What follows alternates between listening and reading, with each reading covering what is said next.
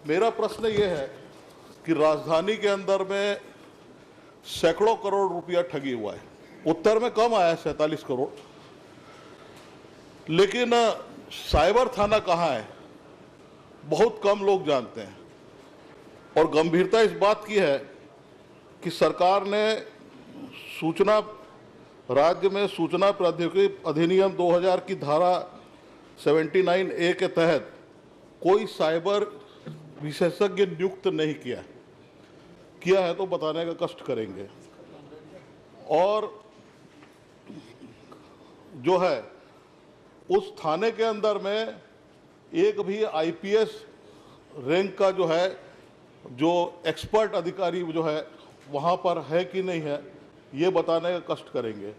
आपने कहा है उत्तर के अंदर में कि छत्तीसगढ़ के हर जिलों के अंदर में हमने साइबर थाने गठित किए हैं और किए हैं, तो उसके अंदर में कितने जिम्मेदार अधिकारी है और ये जो थाने हैं इन थानों के अंदर में क्या ये सक्षम है कि जो विवेचना करके अपराध दर्ज करके वो तत्काल कार्रवाई कर सकते हैं क्या, ये मेरा प्रश्न है।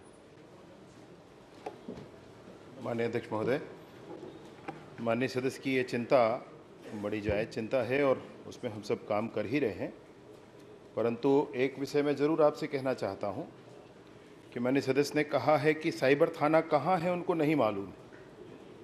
तो मैं बताना भी चाहता हूं माननीय अध्यक्ष महोदय कि माननीय मुख्यमंत्री जी के कर कमलों से दिसंबर 2023 को साइबर भवन पूरा, अभी दिसंबर 2023 में माननीय 24 में माननीय अध्यक्ष महोदय दिसंबर 2024 में 277 करोड़ रुपए से बना करके उसका उद्घाटन माननीय मुख्यमंत्री जी ने किया। 1 करोड़ 46 लाख रुपए उसमें लाइसेंस और नवीनीकरण आदि के लिए खर्च किए गए, 51 लाख रुपए उसमें आधुनिकीकरण के लिए खर्च किए गए और ये पूरे प्रदेश का एक साइबर थाना जिसको हम साइबर भवन करके कहते हैं ये है।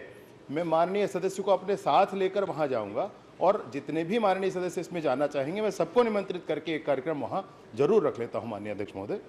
एक विषय है। दूसरा, IT एक्ट के अंतर्गत साइबर विशेषज्ञ की बात है, तो साइबर विशेषज्ञ के एम्पेनलमेंट की प्रक्रिया अभी भी हम लोग कर रहे हैं माननीय अध्यक्ष महोदय, वो हम लोग शीघ्र पूरा करेंगे।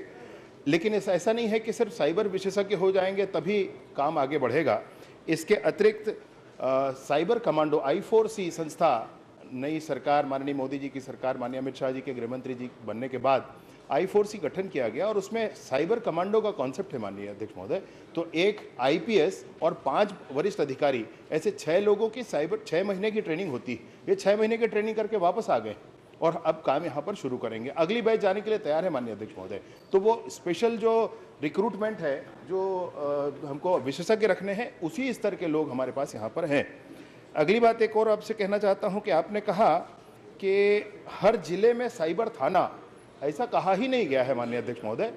हर जिले में साइबर सेल का गठन जरूर किया गया है। तो साइबर थाना अलग से नहीं है, साइबर सेल का गठन किया गया है। इसमें प्रशिक्षण की प्रक्रियाएं की गई हैं। हमने CDAC से प्रशिक्षण की प्रक्रिया की है माननीय अध्यक्ष महोदय, I4C से प्रशिक्षण की प्रक्रिया,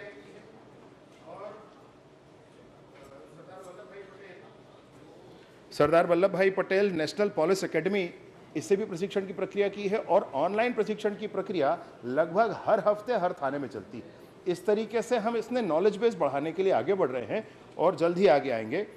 आंकड़े जो आपराधिक प्रकरण दर्ज होने के हैं, मैं माननीय सदस्य से भी कहना चाहता हूं कि AI के टूल पर आप उतना विश्वास ना करें, क्योंकि AI के टूल पर पहले जिसने भी कुछ बताया होगा वो उसको स्टोर करके उसी को आपको बता देता है।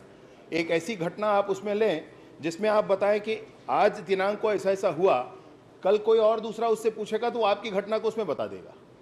तो AI उतने परफेक्शन से अभी काम नहीं कर रहा है, पुलिस के डाटाबेस पर एक्सेस AI का नहीं है और इसलिए जो आंकड़ा पुलिस के द्वारा दिया गया, विभाग के द्वारा दिया गया है, कृपया आप उसी को ध्यान करें। 15,000, 16,000 या AI में 18,000 कह दिया गया तो AI पर वैसा विश्वास ना करें। फिर भी मैं जानना चाहूंगा माननीय अध्यक्ष महोदय, माननीय सदस्य कि AI का कौन सा टूल यूज करते हैं।